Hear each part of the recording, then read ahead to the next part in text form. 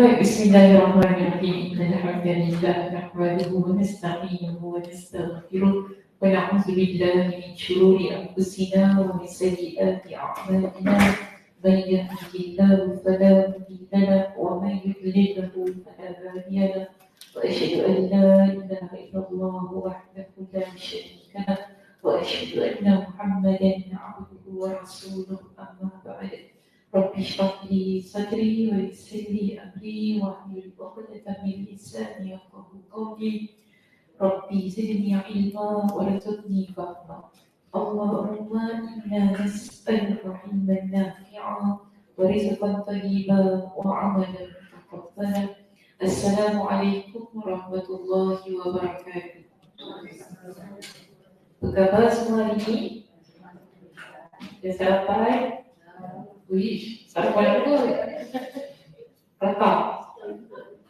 Masya Allah, sopan sopan makan prata. Cicak apa? Masak makaroni sup. Oh, makaroni sup. Tak masak ni, bubur kampung Cik Ana. Cik Ana hari ni cakap bubur kampung, balik saya masak bubur kampung. Cik Ana jangan cakap makaroni sup, saya balik saya masak makaroni sup. Kenapa? Apa ni? Jatuh. Okay. Baik, macam mana hari ni? Muka surat apa? 615. Oh, 5 eh? Ya ke? Bukan habis cerita ke? Oh, belum habis cerita lagi. Itu di kakinya itu. Tak habis cerita lagi rupanya. Saya kena habis. Kita tak baca. Yang dah. Kita apa ni? Kita apa?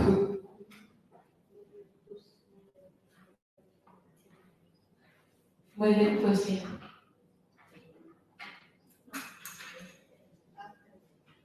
Okay. Kemudian Ali kat atas ni. Kemudian Ali mengirim utusan kepada Talha. Okey. Muka surat 615 ni.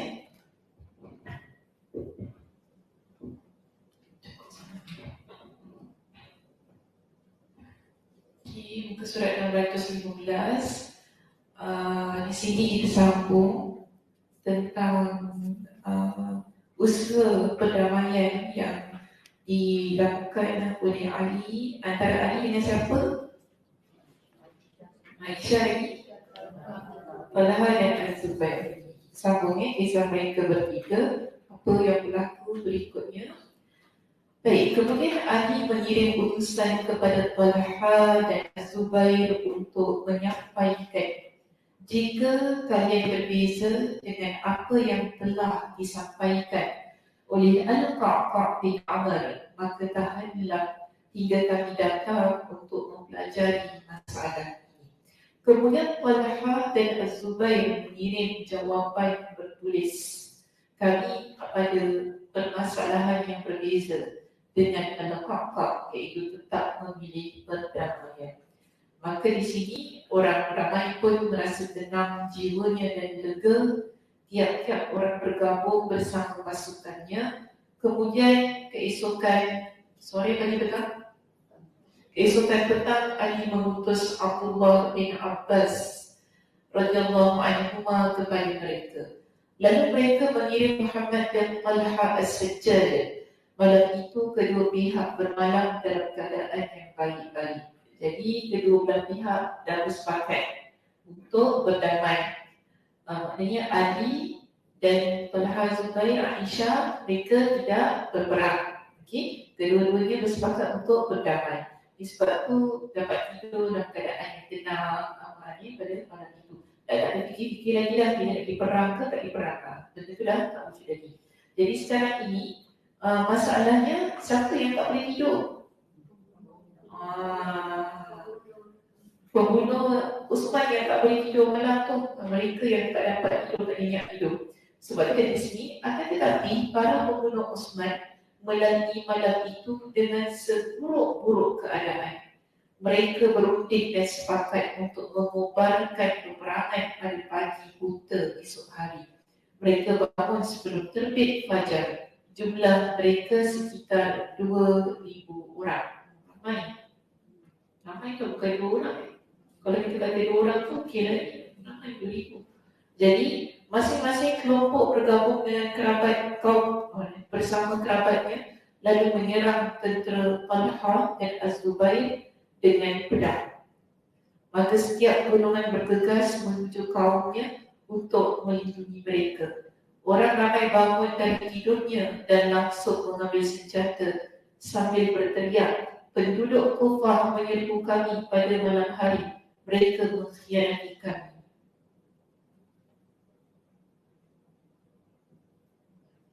Mereka mengira bahawa para penyerang itu berasal dari pasukan Ali. Sampailah keributan itu kepada Ali.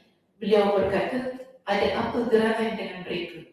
Para pembunuh Usman menjawab, "Penduduk Basrah menyerbu kami." Macam mana? Faham? Apa jadi? Apa dia? Tanam luka. Sekarang ni kan, kedua belah pihak tidur dalam keadaan yang aman damai. Jadi apa yang dibuat oleh pembunuh Usman ini? Mereka serang. Mereka serang. Bila tiba-tiba berlaku serangan, pihak Ali, padahal bukan Ali serang, pihak Ali serang penduduk Kufah, iaitu Talha, Az-Zubair, Aisyah ini kan. Mereka ingatkan memang Ali yang serang, tapi bukan Ali serang. Kemudian Ali kata, apa kecoh-kecoh ni? Sebab orang semua bila ada orang serang kita mesti bangun kan daripada tidur kan. Terus ambil senjata, kita boleh fight lah macam tu. Kita tak ada fikiran lagi, siapa ni kan? Siapa datang membunuh semata? Tak ada fikiran lagi tentang itu. Jadi Ali pun bangun, apa yang kecoh-kecoh ni? Bila tengok ada kecoh-kecoh kat situ kan, Ali tanya siapa? Apa masalah ni? Si pembunuh Usman ni kata apa? Penduduk Kufah serang kita. Jadi dia tuduh dia. Macam itulah keadaan dia. Okey? Maka kedua belah pihak mengambil senjata masing-masing, mengenakan baju perang dan mengendarai kuda-kuda. Tidak ada seorang pun yang menyedari apa sebenarnya yang telah terjadi. Jadi kita lihat angka kaki nombor 1 di bawah itu. Pernyataan tersebut menunjukkan bahawa pecahnya pertempuran antara kedua pasukan bukan atas keinginan masing-masing, namun merupakan hasil provokasi dan konspirasi pengikut Sabariyah dan orang-orang sesat. Sejumlah ulama telah menegaskan hal tersebut, di antaranya Al-Baqillani dalam At-Tamhid, Al-Qadhi Abdul Jabbar dalam Thabit Dalail Nubuwah, Imam Al-Haramain dalam Ihya, Al-Qadhi Abu Bakar Ibn Al-Arabi dalam Awasim bin Al-Qawasim. Jadi di kalangan para ulama sejarah yang Muslim ini, mereka bersepakat bahawa kes ini ataupun peperangan ini berlaku tanpa kerelaan kedua belah pihak, yang mana masing-masing tak tahu apa punca terjadinya peperangan pada waktu itu. Kerana ia daripada pihak yang pemusuhan kan. Rasa kita bicara tentang apa, tentang orang musuh ni? Dia jadi apa?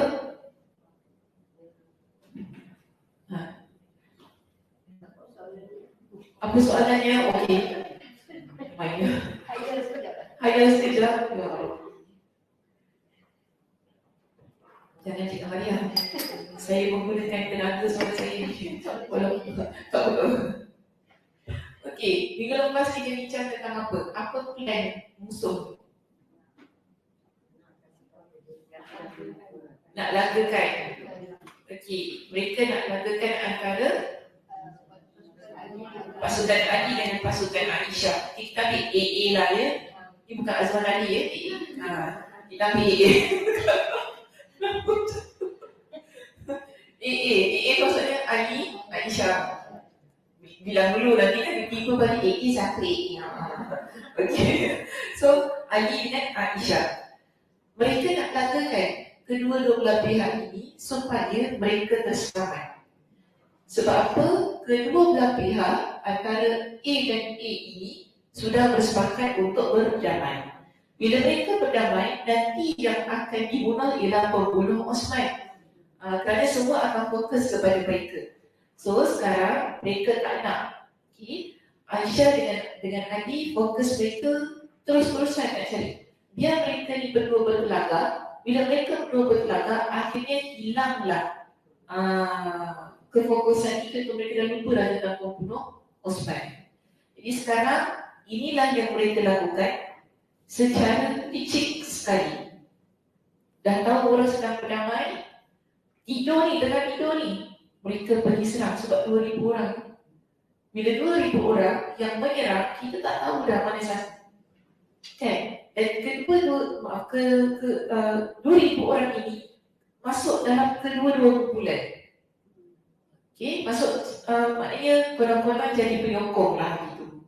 Jadi penyokong, kita sokong Ali, kita sokong Aisyah. Setelah tipu-tipu lah, tipu lah masuk. Kan orang tak tahu kita kan, muka-muka, muka-muka. Jadi apa kata-kata tak lalu muka kan. Betul kan? Tak lalu muka kan. Okay. Di tanam sedap juga kan. Di tanam sedap, tak lalu muka tak sedap. So kita nak makan kuih talam. Kita je nak makan dalam longga. Itu macam. Baik, so kita lihat di sini, muka surat berikutnya, itulah ketetapan Allah yang berlaku. Jadi itulah yang berlaku pada situasi tersebut. Baik, kita lihat seterusnya, pecahnya pertempuran. Peperangan pun tidak dapat dielakkan. Pasukan kuda saling berhadapan, para pejuang saling menyerang, api pertempuran semakin memuncak. Kedua pasukan saling berhadapan. Pasukan Ali berjumlah 20,000 tentera dan di sekeliling Aisyah dan orang-orang yang bersamanya berkumpul 30,000 orang. Jadi siapa lagi ni? Aisyah. Aisyah 30,000, Ali 20,000, lebih 10,000 ya di situ. Sementara Sabaiyah iaitu pengikut Ibn As-Saudah. Jadi kalau kita sebut Sabaiyah ni ialah kelompok yang membunuh Osman, yang mana mereka ikut kepada Ibn As-Saudah. Semoga Allah memburukkannya. Tidak henti-hentinya mengobarkan api peperangan. Penyeru yang ditugaskan Ali terus berseru, hentikan, hentikan. Namun sayangnya tidak ada seorang pun yang mendengarkannya.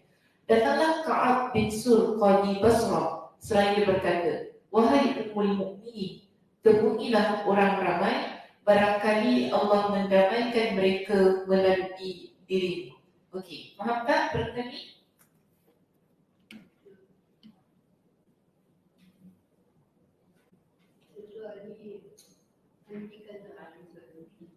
Ali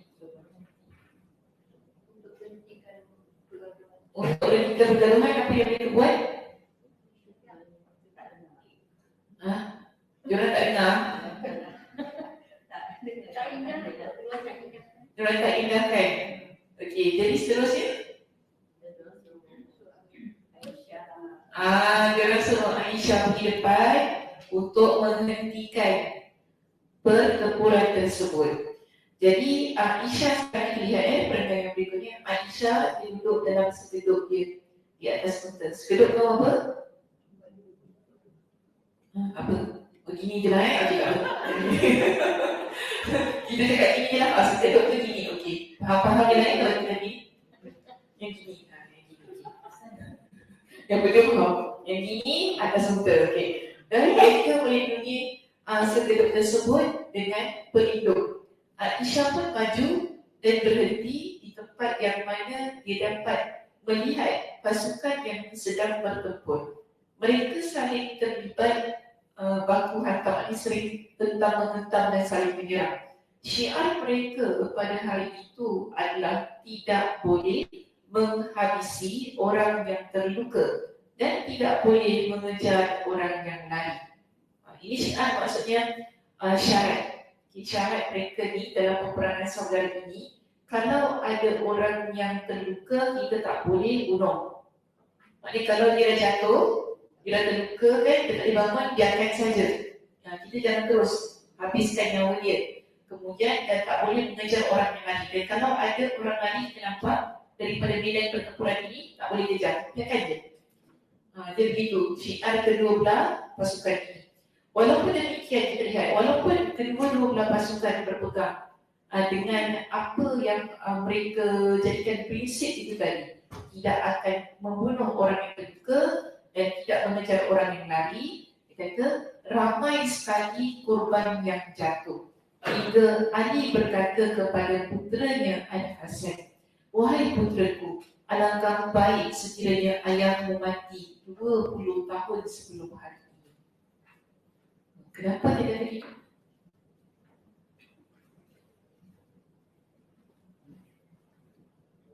Kenapa dia kata begitu?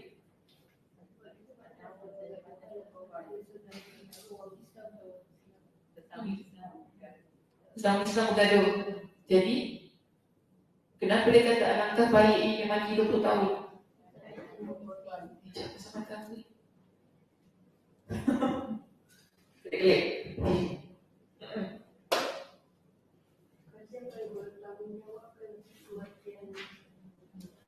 Sebab dia bertanggungjawab atas kebaikan semua orang. Ya ke Cikgu Maria? Jangan Cikgu Maria. Benda-benda yang bertanggungjawab ni.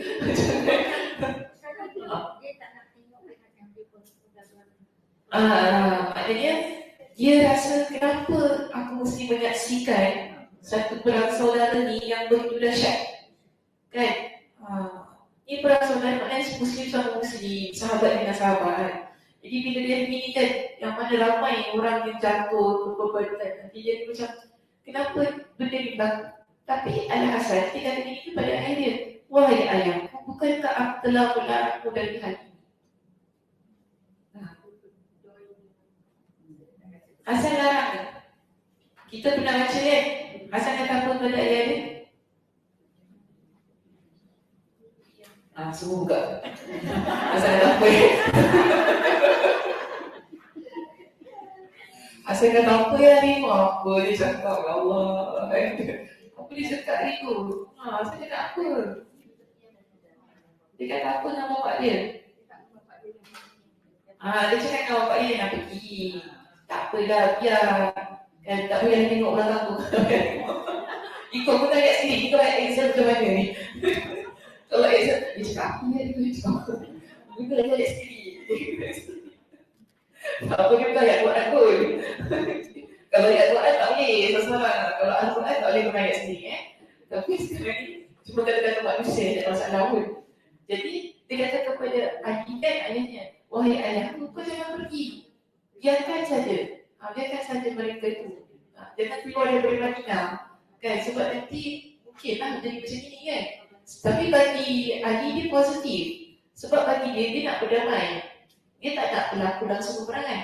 Dan siapa sangka akan ada 2,000 si batu api tu yang akan buat berlaku di peperangan. Dia tak sangka. Ali pun tak sangka itu akan berlaku. Sebab tu bila berlaku dia terperanjat kan. Alamak, macam ni pula. Benda yang dia tak sangka. Jadi tapi Al-Hasan, dia bagi dia kemungkinan ini boleh berlaku. Sama ada Ali nak berdamai ataupun tidak, kemungkinan perkara ini berlaku. Kerana bagi saya juga begini, bila dua belah pihak yang begitu besar ini bertemu, kita tak tahu adakah orang yang mengikut ni. Kita tak cerita tentang si batu api tu kan, yang 2,000 tu tak tahu lah. Kita cerita tentang orang yang menjadi followers tu kan, yang mengikut kepada Ali dengan Ali Syafi'i. Kita tahu siapa di kalangan mereka yang dalam pasukan ini yang tak bersetuju dengan perdamaian tersebut. Kerana asalnya ikut tu ialah untuk menuntut bela. Jadi semangat kita di awal tu nak menuntut bela tu kuat tinggi. Tiba-tiba tak jadi. Penat dia aku ikut tak jadi pula. Nampak temper juga. Ni lah kalau kita lah. Kalau kita masa kita temper apa? Tak pernah ikut dengan perang dengan kuda. Sampai-sampai sini tak jadi perang. Ya Allah. Geram bila aku. Dia macam tu kan. Kita tak tahu siapa yang ada rasa yang begitu. Bila mereka ikut Ali dengan Aisyah kan. Jadi inilah yang apa dilihat oleh Al-Hasan. Namun Ali dia positif pada waktu itu. Bagi dia bila kita datang untuk berdamailah keadaannya. Tak payah nak risau-risau. Namun qadarallahu ma syaa wa fa'ala, inilah yang berlaku pada waktu tersebut. Okey. Sa'id bin Arbah tinggalkan tu sebab dia ulang balik dialog ke atas tu. Al-Hasan tu pun tinggalkan terus masuk kepada Ali berkata.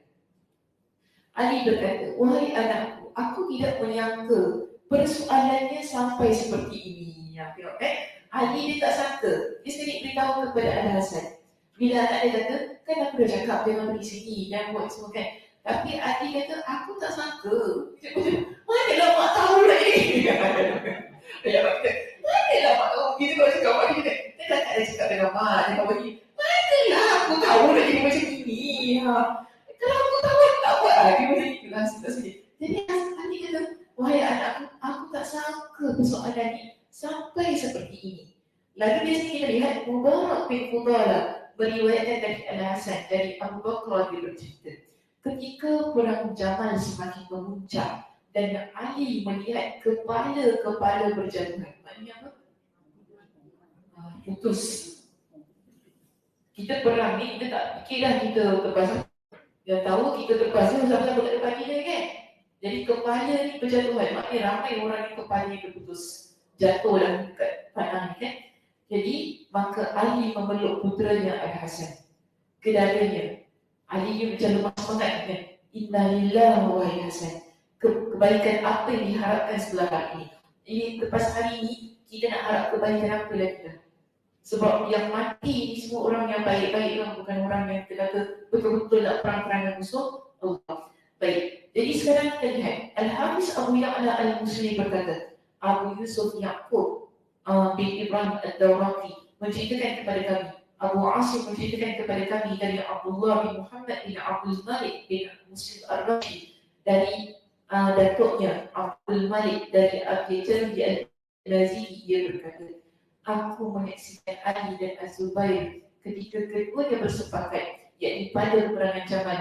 Ali berkata kepada Az-Zubair, wahai Az-Zubair, demi Allah, aku bertanya kepadamu, apakah engkau mendengar Rasulullah SAW bersabda, innaka tuqatiluni wa anta zalim. Engkau akan memerangiku, yakni Ali, sedang engkau berada di pihak yang zalim. Hadis riwayat Al-Hakim. Az-Zubair berkata, benar, aku baru ingat pada saat ini. Jadi dalam riwayat ini menunjukkan apa? Dalam riwayat ini menunjukkan apa? Memang akan berlaku. Betul dah berlaku dah. Tapi sekarang ni apa yang Nabi SAW pernah beritahu kepada mereka berdua, iaitu akan berlaku pergaduhan. Siapa ni? Zubair akan menyerang Ali dan mereka berada pada pihak yang zalim. Jadi Az-Zubair kata, hari ni baru aku ingat apa yang Nabi kata kepada kita. Dulu Nabi dah pernah kata dah, mereka berdua ni akan saling menyerang. Pada waktu tu tak kan kita nak bagi awak dulu orang kata kan, kau jangan baik-baik sangat dengan mate kau, nak hijab pun. Tak ada lah, takkan lah mate saya nak buat macam itu kat saya. Mate saya tu tak ada. Tak ada balik. Sekali betul-betul kita lari awak. Kena siji. Betul-betul mate kita lari kan tak percaya. Dulu cakap jangan baik sangat. Betul-betul mate tu lari. Mate tu buat macam-macam dia buat. So di sini Nabi dah ingatkan diri kita, mate tu saya sakit kan. Nak bagi contoh je. Sebab kadang-kadang ada orang nasihatkan kita kan? Tapi saya amat menggalak berbaik-baik dan pembantu rumah jangan buat tak baik pada pembantu rumah. Dia kalau nak buat jahat, dia masalah dengan Allah SWT. Kita sebagai majikan, kita kena berlaku baik. Tak kira lah dia baik atau jahat. Okay? Sebab Nabi Anas radhiyallahu anhu pernah beritahu kepada kita, Nabi tak pernah memburukkan pembantu dia. Sikit pun Nabi tak pernah kata, asal tak baik, tak baik. Nabi tak pernah kata gitu. Kata selama aku berkhidmat dengan Rasulullah, Rasulullah tak ada pun nak mencela, menghina pembantu dia. Maka sebab itu kita mengambil contoh daripada apa yang dilakukan oleh Nabi Sallallahu Alaihi Wasallam. Jadi kita pun dengan pembantu tu pun relax lah. Jangan. Dan ini tentang ada history dulu, waktu lama jahat baru kena tak ada macam tu.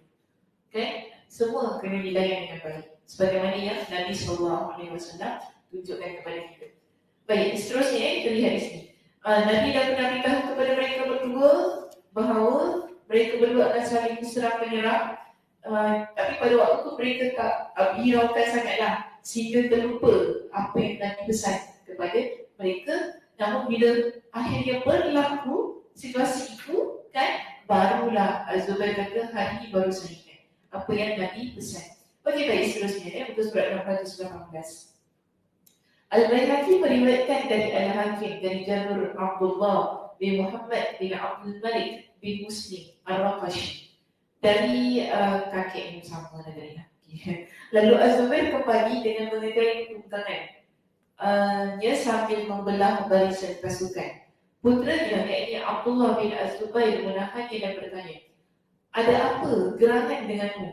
Az-Zubair berkata, Ali mengingatkan aku satu hadis yang aku dengar dari Rasulullah SAW. Aku mendengar beliau bersabda, la tuqatilannahu wa anta zalimun lah. Sungguh engkau akan memeranginya, yakni Ali, sedang engkau zalim terhadapnya. Abu berkata, apakah engkau datang untuk berperang? Bukankah engkau datang untuk mendamaikan di antara manusia dan agar Allah memperbaiki keadaan mereka melalui dirimu?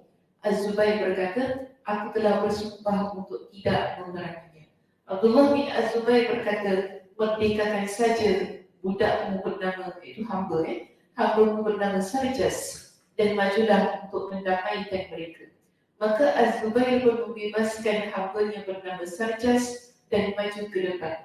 Ketika orang ramai saling berselisih dalam persoalan ini, maka beliau pun pergi menunggang kudanya. Ada yang mengatakan bahawa beliau pergi meninggalkan medan perang kerana melihat Ammar bin Yasir bersama Ali, dan beliau telah mendengar Rasulullah SAW berkata kepada Ammar, taqtuluka al-fi'atul baghiyah, engkau akan dibunuh oleh kelompok pembangkang. Okey, nombor 2, lihat di situ. Hadis ini mutawatir. Demikian ditegaskan oleh Ibn Abdul Bar dalam kitab Al-Isti'ab.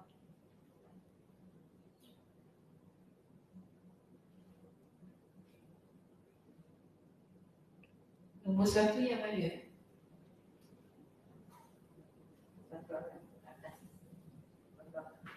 Al-Baihaqi. Okey, kisah tentang riwayat tentang Zubair akan bunuh Ali. Okey, riwayat ini lemah.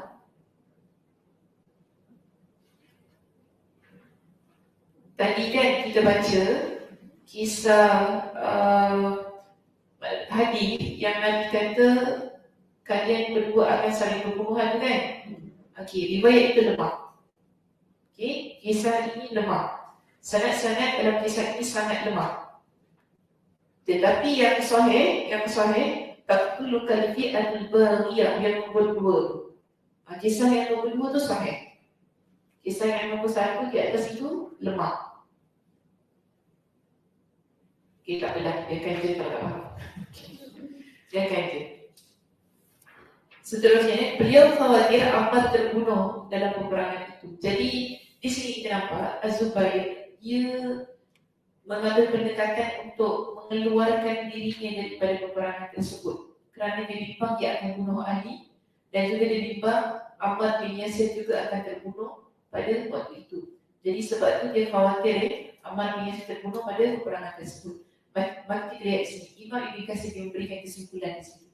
Menurutku, hadis yang kami bawakan tersebut kalau sahih dari Az-Zubair, maka tidak ada yang membuatnya meninggalkan medan pertempuran selain hal tersebut. Sangat mustahil dia membatalkan sumpahnya dengan kafarah kemudian kembali ke medan perang melawan Ali. Wallahu a'lam. Jadi kalau dia keluar ke medan perang, dari medan perang itu bukan sebab dia takut, tapi lah kerana dia bimbang akan membunuh Ali dan Ammar bin Yasir di situ. Tapi Az-Zubair dia terbunuh dalam peperangan ini. Az-Zubair dan Talha, sebagaimana yang akan kita baca di sini. Ketika Az-Zubair meninggalkan medan pertempuran pada peperangan Jamal dan singgah di salah satu oasis, maknanya tempat yang ada air, bernama As-Siba. Dia diikuti oleh seorang lelaki bernama Ammar bin Jurmus. Dia menyerang Az-Zubair tatkala sedang tidur, lalu membunuhnya secara licik. Jadi Az-Zubair ni bila dia keluar daripada medan perang tu, dia ada singgah dekat satu tempat baik perakhiran ini. Lalu dia dibunuh oleh seorang lelaki ni dah ketika dia sedang dalam keadaan yang tidur. Ya? Ada. Kat mana?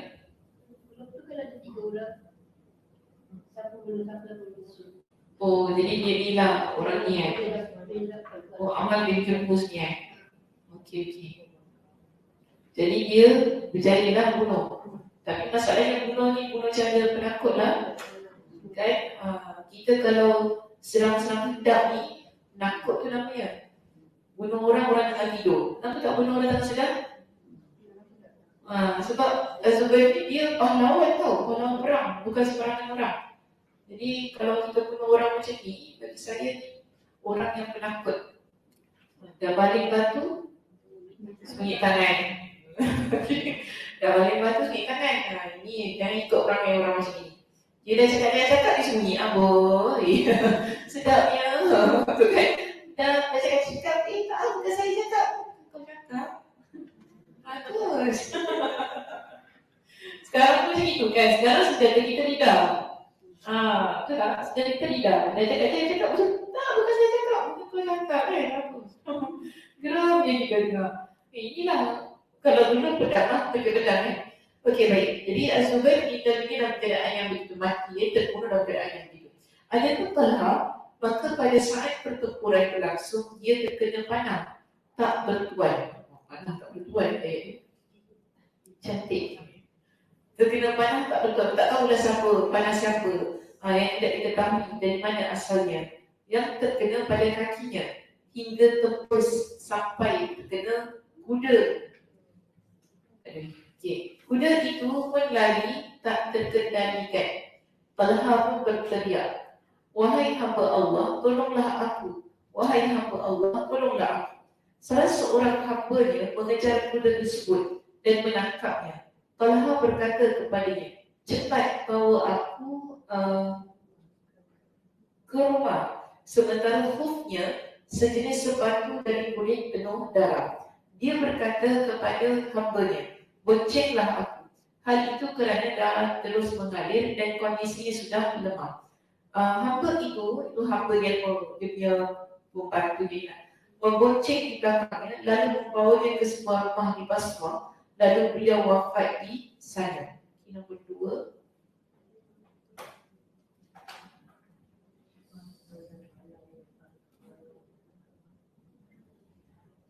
Okeylah, yang penting kita kata dia terkena panah pula ya. Walaupun di situ ada pendapat yang kata panah yang kena dia itu ialah panah Marwan bin Al-Hakam. Tak apalah. Seterusnya kita lihat di sini. Ada yang mengatakan bahawa beliau gugur di medan perang. Ali menghampiri jenazah beliau dan sangat terpukul menyaksikannya. So ada 2 riwayatnya. Satu kata Talha meninggal kerana terkena panah tadi. Yang kedua, dia meninggal di medan perang itu sendiri. So ada 2 pendapat. Allahu a'lam. Tapi yang pastinya Talha kerana peperangan ini dia meninggal dunia, dia wafat di dalam peperangan ini. Sama juga dengan Az-Zubair tadi. Okey, situasi perang Jamal yang seterusnya. Kenapa dia beramal dia tak cakap ni perang Jamal?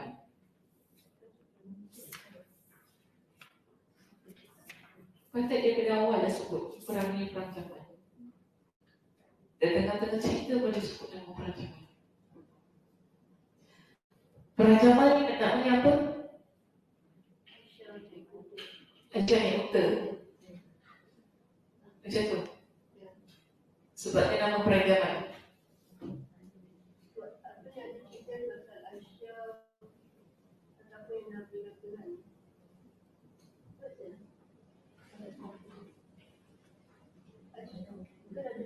Itu anjing. Itu anjing. Itu anjing. Itu anjing yang bonggong tu cerita lain. Itu cerita lain. Sekarang ni Jamal ni perang Jamal. Okay, kita lihat kenapa nama ni perang Jamal. Aisyah radhiyallahu anha maju ke depan di atas gedungnya. Aisyah ni apa tadi? Okey, dia memberi mashaf kepada Ka'ab bin Sul, Qadi Basrah dan berkata, ajaklah mereka kepada kitabullah. Jadi Ka'ab bin Sul ini suruh Aisyah ajak orang ramai kembali kepada Al-Quran. Ka'ab bin Sul pun maju ke depan dengan membawa mashaf dan mengajak mereka kepadanya. Dia disambut oleh bahagian depan pasukan Kufar. Pada saat yang bersamaan, Abdullah bin Sabah dan para pengikutnya berada di depan pasukan, membunuh siapa saja dari pasukan Basrah yang dapat mereka bunuh. Jadi Ka'ab bin Sul ni dia di depan, dia bawa mashaf tu nak tunjukkan kepada orang ramai. Aisyah suruh berdamai, kembali kepada kitabullah. Tapi masalahnya, siapa dekat barisan depan ni? Pemberontak. Agak-agak pemberontak tu nak biarkan ke Ka'ab tu? Tak. Mereka terus serang dia lah. Bunuh dia. Jadi mereka tidak membiarkan seorang pun. Ketika mereka melihat Ka'ab bin Sul mengangkat mashaf, mereka menghujaninya dengan anak panah hingga tewas. Jadi dia kat depan ni bawa angkat mashaf tu. Lepas tu diorang panah dia. Okey, badan dia pun penuh dengan panah tu lah. Maka dia pun mati. Kemudian anak panah mulai menghujani sekeduk Aisyah Ummul Mukminin radhiyallahu anha. Jadi Aisyah berteriak, Allah, Allah, wahai anakku, ingatlah hari hisab. Dia mengangkat kedua tangannya mendoakan keburukan untuk para pembunuh Utsman. Orang ramai pun bergemuruh bersamanya dalam berdoa hingga gemuruh tersebut sampai ke telinga Ali. Maka dia berkata, suara apa itu? Mereka berkata, Ummul Mukminin mendoakan keburukan untuk para pembunuh Utsman dan para pendukungnya. Itu para penyokongnya. Maka Ali berkata, ya Allah, laknatlah para pembunuh Utsman. Mereka terus menghujani sekeduk Aisyah radhiyallahu anha dengan anak panah sehingga bentuk sekeduk itu tak ubahnya seperti seekor landak. Jadi sekeduk itu tadi macam mana? Gini kan? Okey. Jadi bila kena anak panah tu, semua anak panah tu beracak-acak tu kan? Dia macam bentuk badan landak sebab dah banyak sangat panah dekat sekeduk tersebut. Jadi kata Aisyah radhiyallahu anha terus memotivasi pasukan untuk mempertahankan diri dan menghentikan serangan mereka. Mereka terus mendesak hingga medan pertempuran sampai ke tempat Ali bin Abi Thalib berada. Ali berkata kepada putranya Muhammad bin Al-Hanafiyah. Jadi Muhammad bin Al-Hanafiyah pun ikut dalam peperangan ini. Cepat maju dengan membawa panji ini. Panji maknanya apa? Bendera. Namun Muhammad bin Al-Hanafiyah tidak sanggup, dia tak berani. Maka Ali mengambil panji itu dengan tangannya lalu maju ke depan. Peperangan semakin seru. Kadang-kadang pasukan Basrah di atas angin dan kadang-kadang pula pasukan Kufah berada di atas angin. Atas angin macam mana tu? Okay, tak apalah, saya belum faham. Banyak sekali pasukan yang gugur. Belum pernah ditemukan pertempuran yang lebih banyak menimbulkan korban yang putus tangan dan kakinya daripada peperangan ini. Aisyah radhiyallahu anha terus mendorong pasukannya untuk mengejar para pembunuh Utsman. Prajurit-prajurit yang bertempur mendekati unta, yakni unta yang membawa Aisyah. Mereka berkata, peperangan ini akan terus berlanjut selagi unta ini masih tegak di sini. Tali kekang unta pada saat itu ada di tangan Umairah bin Yathribi. Dia termasuk salah seorang jagoan, maknanya pahlawan yang tersohor. Dan dia tetap mempertahankan tali kekang unta itu hingga dia terbunuh tewas. Tewas terbunuh, kebalik saya baca. Tewas terbunuh. Tewas terbunuh. Jadi kita nampak macam ni. Okey, ini saya kata, kenapa peperangan ini kita panggil sebagai peperangan Jamal? Sebab unta yang dinaiki oleh Aisyah radhiyallahu anha. Sekarang unta ni dia berdiri tegak dekat depan dia. Ada yang berpendapat unta ni mesti tewas, unta ni mesti mati. Bila unta ni terbunuh, maka akan berhentilah peperangan. Baik, sekarang semua orang ke depan nak jatuhkan unta tu. Tapi ada yang jaga tali kekang kan supaya unta ni tak jatuh. Siapa yang jaga tadi? Umairah bin Yathribi. Namun Umairah bin Yathribi di sini kita lihat dia akhirnya tewas. Okey, di tangan orang yang nak jatuhkan unta tersebut. Baik, prajurit yang pemberani dan gagah berani mengelilingi Aisyah radhiyallahu anha. Saat itu, panci dan tali kekang unta hanya dipegang oleh jago, maknanya pahlawan-pahlawan gagah berani yang terkenal keberaniannya. Dia membunuh siapa sahaja yang mendekat ke unta, lalu akhirnya terbunuh. Pada saat itu, sebahagian dari mereka mencederai salah satu mata Adi bin Hatim. Abdullah bin Az-Zubair menderita luka sebanyak 37 luka pada peperangan Jamal ini. Marwan bin Al-Hakam juga terluka. Kemudian seorang lelaki datang menebas kaki unta lalu membunuhnya. Akhirnya unta itu roboh di atas tanah. Ada yang mengatakan bahawa yang mengisyaratkan agar membunuh unta itu adalah Ali bin Abi Thalib radhiyallahu anhu. Ada yang mengatakan Al-Qa'qa' bin Amr. Tujuannya agar Ummul Mukminin tidak terkena lemparan panah. Kerana saat itu dia menjadi sasaran tembak oleh para pemanah. Dan agar dia dapat terpisah dari medan pertempuran yang telah menelan korban yang sangat banyak. Jadi pendapat ini dikata daripada siapa? Ali. Kenapa Ali suruh?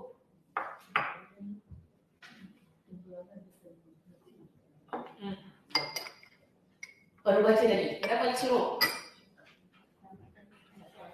Untuk selamatkan Aisyah radhiyallahu anha. Okey, sebab apa? Panah semua pada sekeduk dia, kan? Jadi bila unta ini dia jatuh ataupun tumbang, orang dah tak nampak Aisyah lagi. Jadi orang ingatkan Cik Aisyah. Maknanya orang ingatkan dah berakhirlah. Bila tumbangnya unta ini, maka berakhirlah peperangan tersebut. Baik, kita lihat berikutnya. Ketika unta tersebut roboh ke tanah, maknanya tumbang ke tanah, maka orang-orang yang berada di dekat kala lalu sekedok Aisyah radhiyallahu anha dibawa. Bentuknya sudah seperti duri-duri landak kerana banyak anak panah yang menancap padanya. Salah seorang penyeru ditugaskan Ali untuk mengumumkan, jangan kejar orang yang melarikan diri, jangan dibunuh orang yang terluka, dan jangan masuk ke dalam rumah-rumah. Kemudian Ali memerintahkan beberapa orang agar membawa sekedok tersebut keluar dari tumpukan korban-korban yang bergelimpangan. Ali memerintahkan Muhammad bin Abu Bakar dan Ammar supaya mendirikan kemah untuk Aisyah radhiyallahu anha. Lalu saudara lelakinya, yakni Muhammad bin Abu Bakar, datang menemuinya dan bertanya kepadanya, adakah engkau terluka? Aisyah menjawab, tidak. Ada apa gerangan dengan dirimu, wahai Ibn al-Fathamiyah? Kemudian Ammar mengucapkan salam kepada Aisyah amat bertanya, bagaimana keadaanmu wahai ibunda? Aisyah berkata, aku bukan ibumu. Ammar menjawab, engkau tetap sebagai ibuku meskipun engkau tidak suka. Okay. Nombor 2. Lihat. Sebagaimana dimaklumi bahawa dalam keadaan marah kadang-kadang seseorang mengucapkan perkataan yang tidak dikatakannya setelah marahnya reda. Jika muncul perkataan seperti ini dari Ummul Mukminin, maka inilah penjelasannya. Maknanya Ahmad decide pada siapa? Ali. Okay. Jadi bila Ahmad datang jumpa dengan Aisyah pada waktu tu tanya khabar dia, kan Aisyah kata apa?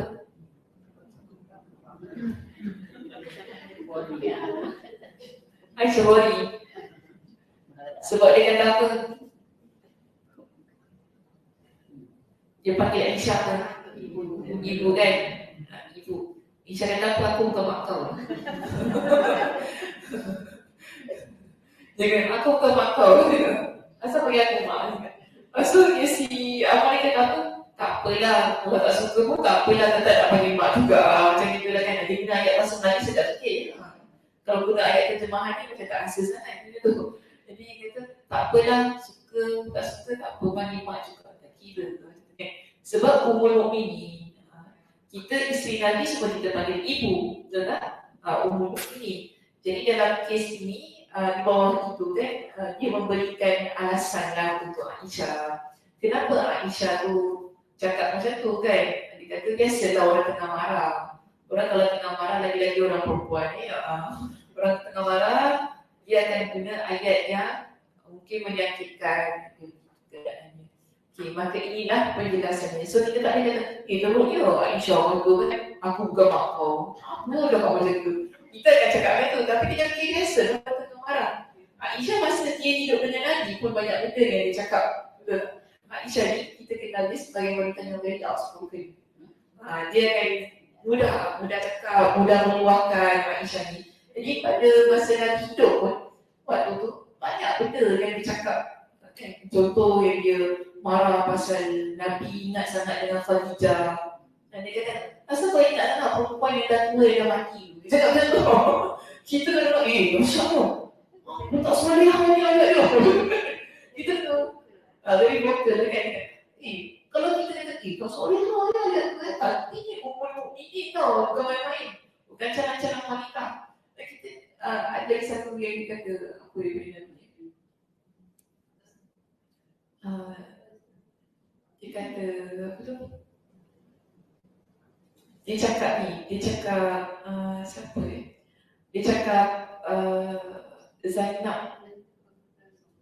Dia kata Zainab tu pendek. Dia kata kan, dia untuk maju dia lah. Zainab tu pendek. Pergi apa sangat Zainab tu? Dia cakap gitu kan. Kita, kalau kita nak, ya Allah. Tak boleh kau cakap gitu kan.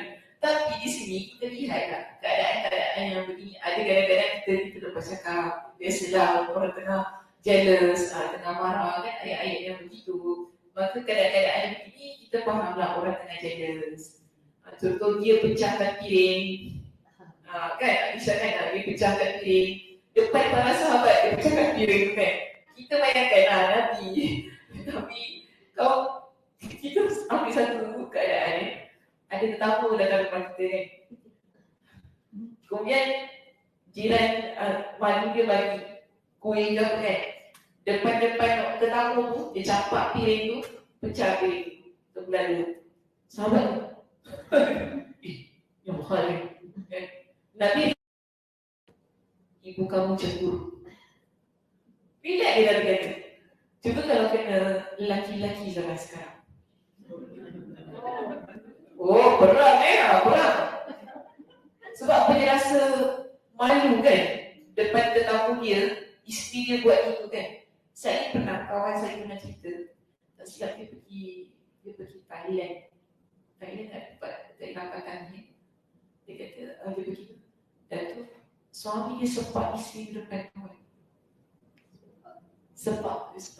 Depan orang. Sebab dia malu isteri dia ni lambat keluarkan air tamu datang. Isteri datang keluarkan air, dia terperanjat dengan orang. Dia kata, ini bukan cara ni. Ini bukan cara yang Aisyah lakukan. Kita nampak bagaimana Nabi SAW akhlak dia. Masya Allah, barakallah. Sebab tu Nabi ni memiliki akhlak yang begitu agung. Kan? Yang perlu kita contoh. Itu kata, saya kata, dia sempat bini dia. Depan kita dia sempat bini dia. Sebab apa? Keluarkan air lambat. Tetamu datang lama tu kuat. Lepas isi keluarkan lambat, isi dia. Kita pun ni, dia peranjat aku. Maksud dia masuk dalam. Dia masuk dalam.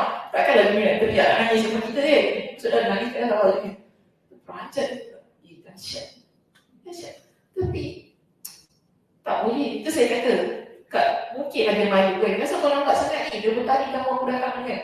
Cuba itu keluar air lambat tau. Bayangkan kalau keluar pecah piring kat depan kamu.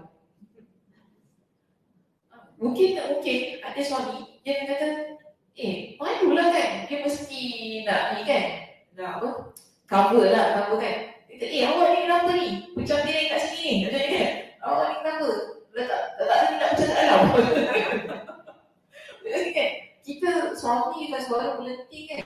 Marah lah daripada tahu kan. Tapi Masya Allah, Nabi SAW dia tak pun marah Aisyah.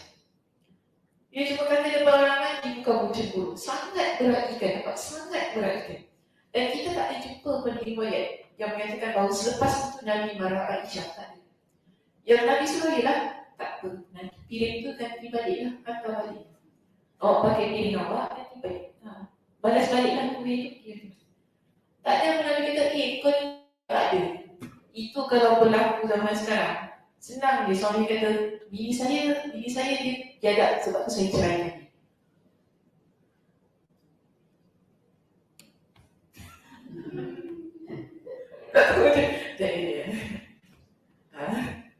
Terasa tak dalam hati.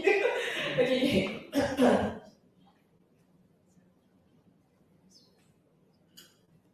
Sakit.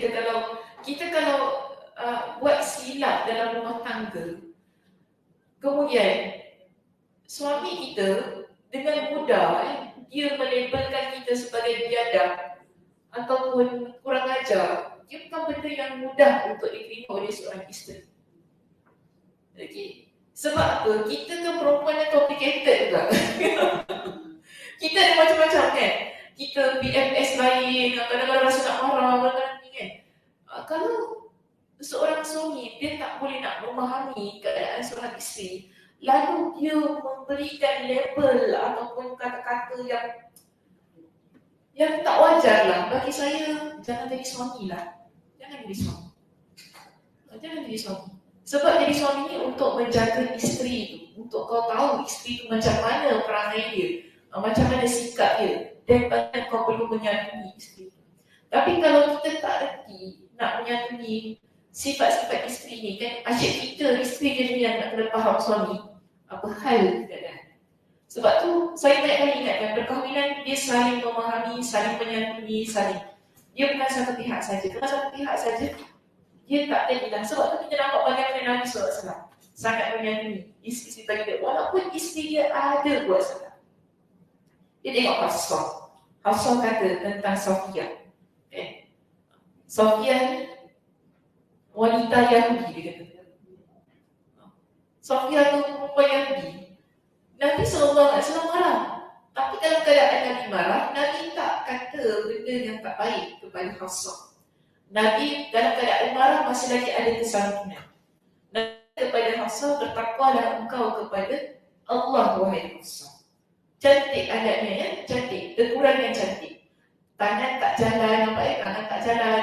Yang jalannya mulut, walaupun kita mulut tu, tapi Nabi menggunakan kata-kata yang baik. Sehingga Hafsah ni bertaubatlah kepada Allah Subhanahu Wa Taala. Kan? Kerana berkata begitu kepada mantu dia dengan kata-kata yang tak baik. Jadi kita nampak di sini bagaimana isteri-isteri Nabi ni, mereka juga kita kata wanita solehah tak boleh marah. Ini Ummul Mukminin tau. Wanita yang kita kata ranking dia sangat tinggi, wanita ahli syurga. Tetapi sejarah menunjukkan di kalangan wanita ahli syurga juga mereka ni ada rasa marah. Mereka ada rasa untuk menyuarakan kemarahan mereka. Ada kadang-kadang mereka ni menggunakan ayat-ayat yang ayat-ayat yang very vocal tadi lah yang kata Aisyah katakan, ayat-ayat yang ganas sikit. Contoh macam kisah ini. Bila Ahmad pada dia, ibu dia kata aku bukan kat kau. Kerana dia rasa kecil hati, dia marah dalam situasi tersebut. Jadi kita janganlah kita kata wanita ahli syurga ni tak boleh marah. Diam je. Orang bijak kemarin diam je. Jangan cakap apa-apa. Itu bukan ahli syurga tu, bodoh. Sorry. Sedangkan ahli syurga ni bijak pandai. Wanita ahli syurga ni bijak pandai. Orang bodoh tak masuk syurga. Orang bodoh ni dia orang-orang yang kata biarkan. Tak ada macam itu. Bukan macam itu. Orang yang bijak, dia ahli syurga, yang mana dia ni akan usaha untuk mempertahankan, akan usaha untuk membetulkan keadaan. So kita tak boleh dah kata, nak masuk syurga tak? Ya, ini jangan guna benda-benda macam ini lah. Ni my blood clot, sekali. Salah kita kata, jangan marah, dosa. Jangan nyanyi. Betul lah, jangan marah. Memang Nabi kata, not to dog. Kan? Nabi kata gitu, tapi dia mesti lihat bagaimana situasi dan keadaan. Bagaimana kita ni meletakkan situasi itu, keadaan di tempat yang betul. Baru cantik situasinya. Kalau kita semua benda ni, semua benda tak boleh, memanglah stres lah kita. Kan? Sampai kita tak boleh nak mempertahankan diri sendiri. Lalu di sini kita lihat Amirul Mukminin Ali bin Abi Talib datang pun menemui Aisyah. Semua di kalangan para sahabat ni datanglah jumpa Aisyah nak menyantuni dia, tanya khabar dia. Dan di sini ada tanya, bagaimana keadaan kamu wahai Ummi? Baik, jawab Aisyah. Ali berkata, semoga Allah mengampunimu. Dan Aisyah pun kata kepada dia, dan mengampunimu juga. Kemudian para Amir dan tokoh datang menghampiri Ummul Mukminin Aisyah radhiyallahu anha dan mengucapkan salam kepadanya. Pada malam hari, Ummul Mukminin Aisyah radhiyallahu anha memasuki kota Basrah didampingi saudara lakinya Muhammad bin Abu Bakar radhiyallahu anhu. Mereka singgah di rumah Abdullah bin Khalaf al-Khuzai, rumah yang paling besar di Basrah. Okey, jadi settle, Aisyah dan berjaya dibawa keluar daripada peperangan. Maka bagaimana peperangan ini berakhir, pertempurannya, maka di sini diceritakan kepada kita, Ali bin Abu Talib bermalam di daerah luar Basrah selama 3 hari. Beliau mensolatkan kurban yang gugur dari kedua belah pihak. Jadi Ali mengimamkan solat untuk jenazah bagi kedua belah pihak. Sama ada pihak Ali maupun pihak Aisyah radhiyallahu anha. Kemudian beliau mengumpulkan barang-barang yang dirampas dari pasukan Aisyah di markas dan memerintahkan agar dibawa ke Masjid Basrah. Bagi yang mengenali barangnya, dia boleh mengambilnya kembali, kecuali senjata berlambang khalifah yang terdapat di gudang. Jumlah korban yang gugur dalam peperangan Jamal dari kedua belah pihak berjumlah 10,000 jiwa. 5,000 dari pasukan Ali dan 5,000 dari pasukan Aisyah radhiyallahu anha. Okey, kita lihat nota kaki di nombor 1 bawah itu. Jumlah ini terlalu berlebihan, khususnya apabila kita mengetahui karakter pertahanan defensif dalam peperangan tersebut. Demikian pula arahan dari khalifah agar membiarkan orang yang lari dan tidak membunuh orang yang terluka. Demikian pula pendeknya masa pertempuran, iaitu mulai setelah zuhur hingga terbenam matahari. Khalifah bin Khayyat dalam kitab tarikhnya halaman 187 hingga 190 mencantumkan nama-nama korban yang gugur dalam peperangan Jamal. Jumlah korban sekitar 100 orang. Keseluruhan jumlah jika kita perkirakan 100 atau 200 korban lain tidak tercatat, maka secara keseluruhan jumlah korban yang paling benar istilah 300 orang. Okey, jadi nak ambil mana? 300 ke 10,000? 300 300. Okey, boleh ambil 300. Sebab tadi tu dah dia kata macam tak logik lah kalau nak kata sampai 10,000. Kerana tadi kan dia punya prinsip peperangan ni bagaimana? Tak, nombor satu lagi yang prinsip peperangan tadi. Kalau lari jangan kejar. Kedua, kalau yang terluka kita jangan bunuh. Maknanya kalau dia jatuh ke kan, maknanya dalam perang-perang kita boleh jatuh, kita biarkan saja. Jadi kalau konsep dia begitu dalam peperangan ini, nak kata 10,000 tu susah lah kan, nak kata 10,000 orang tu susah. Jadi macam dia kata macam tak logik gitu. Sebab tu di sini Khalifah bin Khalid dalam kitab sejarahnya dia pun ada sebutkan, dia ada tulis nama-nama orang yang terkorban. Jadi bila kita baca dalam kitab ni tak sampai 10,000, kurang-kurang kita kata 300 orang. Okey, ya, terbunuh dalam peperangan ini. Okey, seterusnya, semoga Allah merahmati mereka dan meredai para sahabat yang gugur. Beberapa rakan Ali meminta agar membahagikan harta rampasan yang mereka peroleh dari pasukan Talha dan Az-Zubair. Biasa kalau dalam peperangan dapat harta rampasan perang. Harta rampasan perang ni akan dibahagi-bahagikan pada pihak yang menang. Tapi di sini apa yang Ali buat, Ali tadi awalnya tadi Ali letak dekat masjid kan. Ali kata siapa yang dapat ni barang dia ambil. Macam tu. Maknanya tak dibahagi-bahagikan lah. Macam kita kata lost and found. Okey, lost and found. Tempat dekat dia, siapa ni barang dia, ambil kat sini. Maknanya Ali tak bagi kat orang sembarang-sembarang lah macam tu. Tapi ada yang tak bersetuju dengan tindakan Ali. Bagi mereka, kita kena bagi-bagikan sebab ni harta rampasan perang. Namun menolaknya. Sebahagian pengikut As-Sabaiyah, inilah yang tak setuju ni biasalah. Si Sabaiyah ni lah yang pemberontak ni mencela beliau. Mereka berkata, bagaimana mungkin engkau halalkan kepada kami darah mereka, namun tidak engkau halalkan bagi kami harta-harta mereka.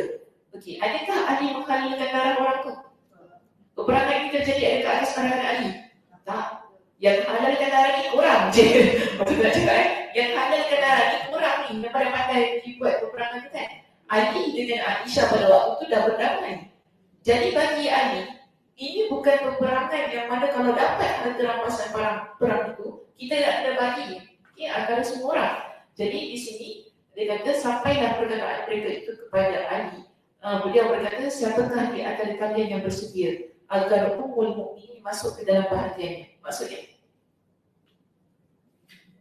maka diam-diamlah mereka mendengar ucapan beliau tersebut. Faham tak? Tak. Dia macam ni. Bila berlaku peperangan biasanya kan, harta yang tinggal daripada pihak lawan tidak anggap sebagai harta rampasan. Kalau manusia, tawanan perang. Jadi bila tawanan perang ni, nasib mereka akan jadi hamba.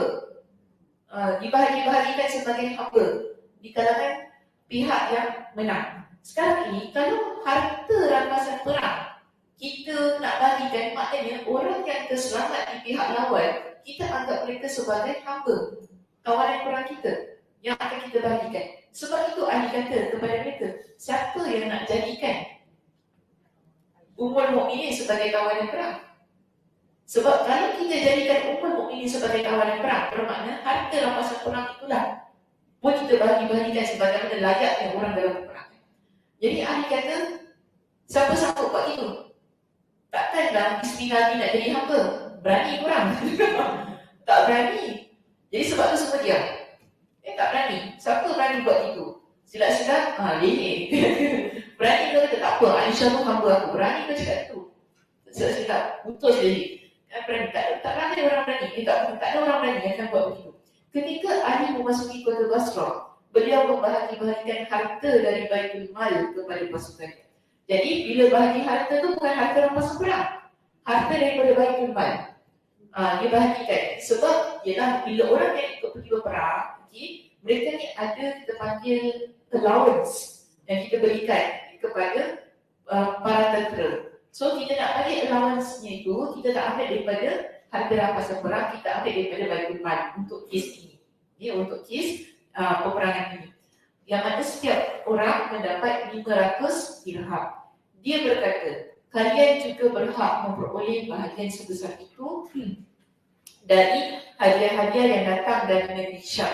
Para pengikut As-Sabaiyah protes kebijakan, maksudnya apa yang dilakukan oleh Ali ini, mereka mengecam beliau dari belakang. Tengok, dia ni penakut tu. As-Sabaiyah. Semua buat belakang. Kan? Depan-depan tak berani. Bukan depan-depan ni, kau main lagi kan. Kita suka Ali. Belakang Ali, kau main lagi bertakul-takul. Ini kita panggil apa? Tak habis. Munafik. Tak habis ayat dalam dua muka tu. Janganlah, nanti pergi hilang pergi dalam. Terasa kat tekak. Nantilah pergi pasal hilang pergi dalam. Terasa kat tekak. Okay, betul apa ni? Boleh sempat? Sikit lagi. Kita habiskan ya cerita ni. Nanti next week dah boleh masuk bab yang baru. Kita selesaikan tentang kisah peperangan Jamal. Sikap Ali terhadap penduduk Basrah. Ali memasuki kota Basrah pada hari Isnin 14 Jamadil Akhir 36 Hijrah. Penduduk Basrah bai'ah beliau di bawah panji-panji mereka. Sampai-sampai orang-orang yang terluka dan orang-orang yang meminta perlindungan juga membai'ah beliau. Abdul Rahman bin Abu Bakr As-Saqafi datang menemui beliau lalu membai'ah kepada beliau. Beliau berkata kepadanya, di manakah orang yang sakit? Yakni ayahnya. Abdul Rahman menjawab, dia sedang sakit wahai Amirul Mukminin. Sesungguhnya dia ingin sekali bertemu denganmu. Ali berkata, tuntunlah aku ke tempat, bawa aku jumpa dengan dia. Ali pun pergi menjenguknya. Abu Bakrah iaitu ayah Abdul Rahman meminta uzur kepada beliau, maka beliau menerimanya. Ali menawarkannya jawatan sebagai Amir Basrah, namun dia menolak. Abu Bakrah berkata, angkatlah seorang lelaki dari keluargamu yang dapat membuat tenang penduduk negeri ini. Sebab orang baru habis peperangan kan. Jadi tadi Wali Basrah siapa yang mati kena panah tu?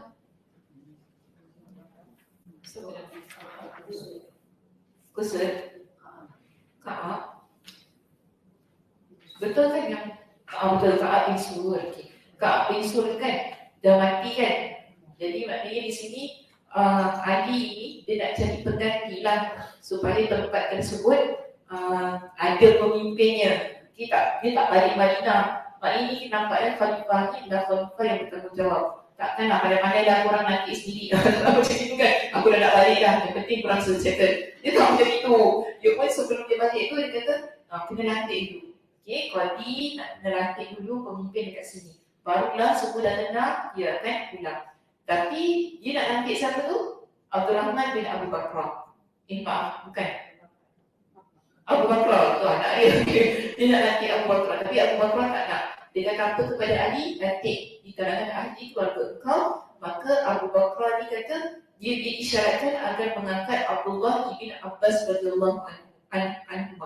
Maka Ali pun mengangkat dan melantik dia sebagai Amir kota Basrah. Lalu menunjuk Ziyad bin Abihi sebagai petugas penarik pajak dan penanggung jawab Baitul Mal. Ini jaga teks penarik pajak, jaga teks, kemudian jaga Baitul Mal.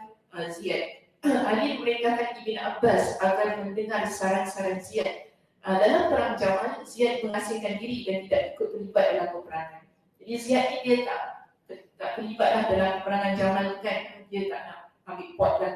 Kemudian Ali mendatangi rumah tempat Ummul Mukminin Aisyah radhiyallahu anha singgah. Ali meminta izin kepadanya, maknanya nak jumpa dia, nak masuk, lalu masuk kemudian ucap salam kepadanya. Dan Aisyah pun menyambut dia dengan ucapan selamat. Seorang lelaki menyampaikan berita kepada Ali, wahai Amirul Mukminin, di luar ada dua orang lelaki yang mencaci Aisyah radhiyallahu anha. Maka Ali memerintahkan Al-Qa'qa' bin Amr agar mencambuk, sebab kedua lelaki itu masing-masing 100 kali cambuk, kan? Tak pasal-pasal. Sebab kerana mulut pada binasa. Nampak? Lalu Aisyah bertanya tentang pasukannya yang terbunuh dan pasukan Ali yang terbunuh. Setiap kali disebutkan nama orang-orang yang terbunuh dari kedua belah pihak, maka Aisyah mendoakan rahmat dan kebaikan untuk mereka. Ketika Ummul Mukminin Aisyah radhiyallahu anha hendak meninggalkan kota Basrah, maka Ali mengirim segala sesuatu yang diperlukan untuknya. Kenderaan, bekalan, barang-barang dan lainnya semua Ali siapkan untuk Aisyah. Dan beliau mengizinkan pasukan Aisyah yang selamat untuk kembali bersamanya kecuali jika mereka ingin menetap. Maka mereka boleh tetap tinggal di Basrah. Ali mengirim saudara lelaki Aisyah iaitu Muhammad bin Abu Bakar radhiyallahu anhu untuk menyertainya. Pada hari keberangkatan, Ali datang rumah tempat Aisyah menginap. Beliau berdiri di depan pintu bersama orang ramai. Kemudian Aisyah keluar dari rumah dalam sekedupnya. Beliau mengucapkan selamat tinggal kepada mereka dan mendoakan kebaikan untuk mereka. Aisyah berkata, "Wahai anak-anakku, janganlah saling mencela di antara kalian." Maknanya yang lepas tu lepas. Dah, okey? Apa yang berlaku tu qadar Allah masyaallah ta'ala, kalian berdamai, jangan saling mencela. Demi Allah, sesungguhnya apa yang telah terjadi antara aku dan Ali hanyalah masalah yang biasa terjadi antara seorang wanita dengan menantunya. Sesungguhnya, meski aku dahulu mencelanya, namun sesungguhnya dia adalah seorang hamba yang terpilih. Faham tak apa kata Aisyah?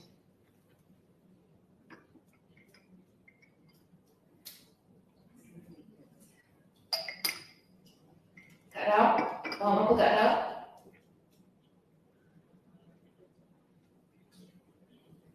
Aisyah dia dengan orang sebenarnya balik dia lah. Kebiasaan dari ibu dengan menantu. Oh, perang tu berlaku perkara biasa antara ibu dan menantu. Tak, bukan mesti. Sekarang ni dia nak balik tau. Dia nak balik di Madinah, dekat depan pintu tu, dia beritahu kepada orang ramai, dah jangan gaduh. Okay? Apa yang berlaku antara aku ni, dia macam masalah keluarga je lah. Yang tak agree, yang ada persisihan faham. Kan biasa kadang-kadang kita ni menantu, mertua, ada benda yang kita tak ya, macam apa ya? Ya, cik. Ya. Ya, cik. Sama-sama. Ya, cik. Boleh, cik? Boleh. Ya, sama-sama. Apa dia cakap?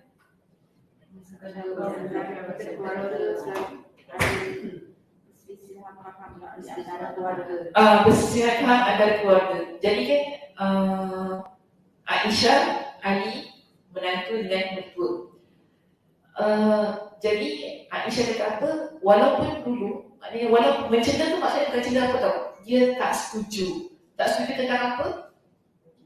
Ali lambat cari pembunuh Uthman. Walaupun dia tak setuju, dulu dia tak setuju dengan Ali, dia kata, tapi dia kata tadi, dia tetap seorang khalifah yang terpilih menjadi seorang hamba yang terpilih menjadi khalifah. Maaf ya, tadi cerita dia dah potong saya dah sedang ayat saya terlalu. Okey, macam saya nak potong ayat.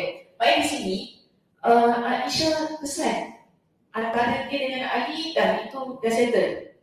Okey, kisah menantu mertua yang tak setuju dengan pendapat, jadi dia nak sekarang ni semua berbaik. Sebab sebenarnya dia dengan Ali dah berbaik kan di awalnya. Mereka tak nak perang pun. Kerana sisa rakyat tu, mereka ni yang mencetuskan peperangan. Jadi dia pun highlight macam mana boleh jadi sekian. Ya, Wallahu'alam, di situ dia pun tak pasti keadaan yang berlaku. Kemudian Ali berjalan mengenai hikmah. Ali berkata, dia benar, Ali betul. Aisyah kata, perkara yang betul. Demi Allah, tidak ada masalah yang terjadi antara kami berdua kecuali seperti yang telah disebutkan. Sesungguhnya dia adalah isteri Nabi kalian SAW di dunia dan akhirat. Kemudian Ali berjalan mengiringinya sampai beberapa ni lah apa namanya? Batu sembari mengucapkan selamat jalan kepadanya. Peristiwa itu terjadi pada hari Sabtu awal bulan Rejab 30 Hijrah. Aisyah dan rombongan berangkat menuju Makkah, kemudian dia menetap di sana hingga musim haji. Pada tahun itu juga kemudian dia radhiyallahu anha kembali ke Madinah. Itulah ringkasan kisah yang disebutkan oleh Abu Ja'far Ibn Jarir rahimahullah dan para ulama sejarah. Tidak seperti yang disebutkan oleh para pengikut hawa nafsu dari kalangan Syiah dan lainnya yang menyebarkan hadis-hadis palsu atas nama sahabat radhiyallahu anhum. Dan kisah-kisah palsu yang mereka tukil tentang masalah ini, jika mereka diajak kepada kebenaran yang nyata, mereka berpaling sembari berkata, bagi kalian sejarah kalian dan bagi kami sejarah kami. Cik, macam lakum dinukum waliyadi. Bagi kalian sejarah kalian dan bagi kami sejarah kami. Jika begitu keadaan kami, jika begitu kami katakan kepada mereka, Salamun alaikum la nabghil jahilin. Kesejahteraan atas kami tidak ingin bergaul dengan orang-orang yang jahil. Surah Al-Qasas ayat 55. Jadi kisah perang Jamal ini sebenarnya ada banyak riwayat-riwayat palsu. Kenapa ada banyak? Sebab nak mencemarkan nama baik Aisyah dan para sahabat. Tapi sekarang ini alhamdulillah bagi saya riwayat yang mantap kita adalah riwayat yang antara yang tersahih yang kita belajar. Tapi nanti kalau mungkin ada buka buku-buku sejarah yang lain, ada baca riwayat-riwayat lain yang mungkin mencela Aisyah, Az-Zubair, Talha ataupun Ali, ketepikan saja riwayat-riwayat. Kerana ini kita panggil sebagai permusuhan lah. Yang mana mereka rasa Aisyah ni, sebab tadi kan ada orang yang mencela Aisyah kan. Mereka rasa Aisyah ni lah punca kepada korban jiwa yang tak sepatutnya berlaku. Inilah kan, sebab perempuan lah, mereka keluar kata-kata yang tak baik lah tentang Aisyah radhiyallahu anha. So kita sebagai ahli sunnah wal jamaah, kita elakkan. Kerana ini adalah Nabi SAW dan sebagaimana yang saya sebutkan daripada awal, qadarullah ma syaa wa fa'al. Benda ini sudah berlaku, betullah takdirnya, dan kita ambillah pengajaran yang mana kita boleh ambil. Okey, baik, itu sahaja perbincangan kita untuk pagi ini. Terima kasih di atas perhatiannya. Mudah-mudahan Allah Subhanahu wa taala berkati masa yang diperuntukkan untuk kuliah kita pada pagi ini, dan mudah-mudahan Allah berikan kesihatan, kelapangan masa supaya kita dapat bertemu pada minggu hadapan. Saya tutup dengan tasbih kafarah. Subhanallah wa bihamdika asyhadu an la ilaha illa anta astaghfiruka wa atubu ilaik. Assalamualaikum warahmatullahi wabarakatuh.